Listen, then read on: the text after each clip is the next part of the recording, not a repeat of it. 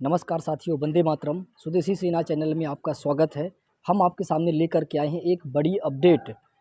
Advocate साहिल गोयल जी को Delhi airport से गिरफ्तार कर लिया गया है। आइए सुनते हैं एडवोकेट साहिल गोयल जी से। हाँ जी, वंदे मातरम भाइयों।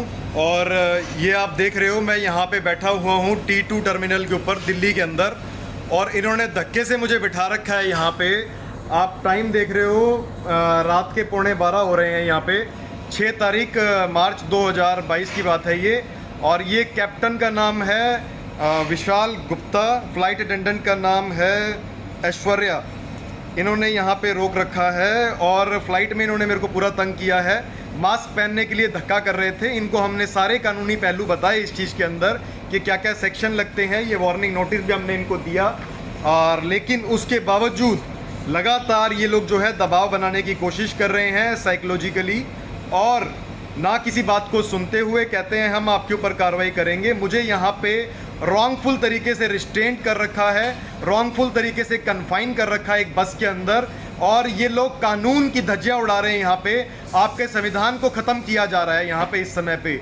इस चीज़ को आप देख लीजिए, समझ लीजिए कि हमारे देश के अंदर क्या हो रहा है।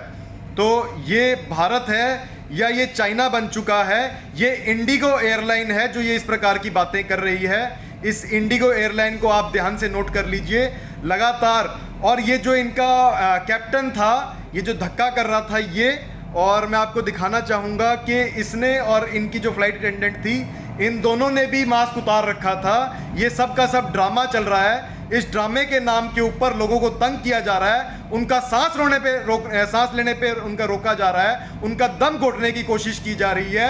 ये राष्ट्र के विरोधी लोग हैं। मेरे किसान भाइयों, देखिए जरा इस चीज को। ये जो Indira Gandhi international terminal 2 airport है, क्या ये हमारे भारत के अंदर नहीं आता? क्या आप लोगों की राष्ट्र की भूमि नहीं है ये सब लोग जो है मिलके इन षड्यंत्रों को कर रहे हैं, और आपके किसान भाई को जो है मारने की कोशिश की जा रही है यहाँ पे। भारत का संविधान इस समय खतरे में है।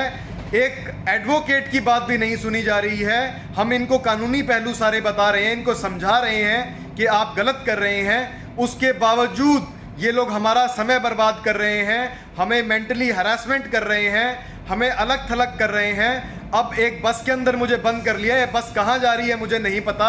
आप सब जो है इस वीडियो को लगातार शेयर कीजिए।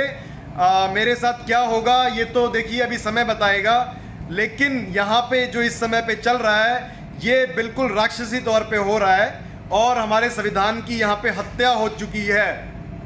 आप देख लीजिए, सरकारें एक तरफ तो कहती हैं कि ये मुंह पे जो कच्छा लगाना है ये धक्का नहीं कर सकते इस चीज़ के लिए, और ये वॉलंटरी है। और यहाँ पे ये जो इंडिगो कंपनी है, इंडिगो कंपनी और इसके बंदे जो हैं हमारे साथ लगातार धक्का कर रहे हैं, बदमाशी कर रहे हैं, हमें दबाव दे रहे हैं, हमें कह रहे हैं हम आपके खिलाफ कानूनी कार्रवाई करेंगे, जबकि हमने इनको बताया कि आप कोई कानूनी कार्रवाई नहीं कर सकते हैं। मैंने इनको सारे लीगल डॉक्यूमेंट्स दिखाए, सारी बातें बताई, सभी सेक्शंस डिस्क्लोज किए, इनको बताया आप नहीं कर सकते इस प्रकार से।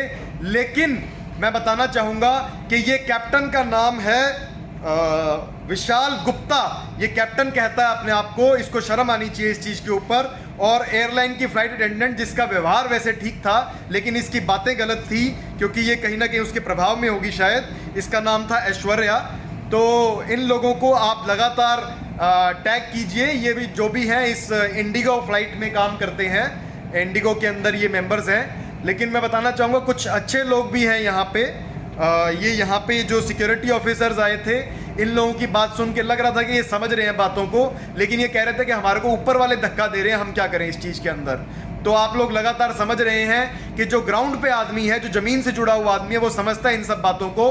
और ये जो बड़े बड़े लोग अपने आप को समझते हैं, और 4 बातें क्या इन्होंने सीख ली, 4 अंग्रेजी की लाइनें सीख ली, जिसके ऊपर इनको घमंड हो रहा है। और ये सोचते नहीं है कि सामने वाले आदमी को कितनी बातें पता होंगी, लेकिन ये इस प्रकार की बदमाशी कर रहे हैं और अपने पद का दुरुपयोग कर रहे हैं। ये इस प्रकार के लोगों के खिलाफ आप लोगों को एक्शन लेना होगा, और ज़रूरत पड़ेगी तो आंदोलन भी करना होगा। मैं इंदिरा गांधी एयरपोर्ट का टर्मिनल 2 पे यहाँ पे इस समय मुझे बंदी की तरह बनाया हुआ है, और एक बस जो है गोल गोल घूम रही है। मुझे नहीं पता ये बस कहाँ जाएगी। इस बस के अंदर एक ड्राइवर है। भैया कहाँ लेके जा रहे हो मुझे? हैं?